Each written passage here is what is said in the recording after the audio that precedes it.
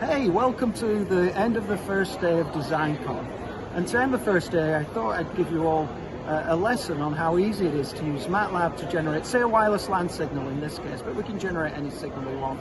And then resample it, upconvert it, and play it out of a direct-to-RF arbitrary waveform generator, such as the new Tabor AWG. So first of all, let me run the MATLAB script from the apps plugin that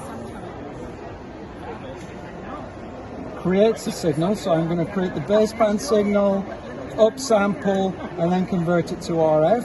And I'm going to take that signal then into our Wave Design Studio software, which is here. I'm going to load it in, and then I'm going to press play. And there you go, an 802.11ax signal, 160 megahertz of bandwidth, playing out of the arbitrary waveform generator direct to RF. Thanks a lot. Have a great day.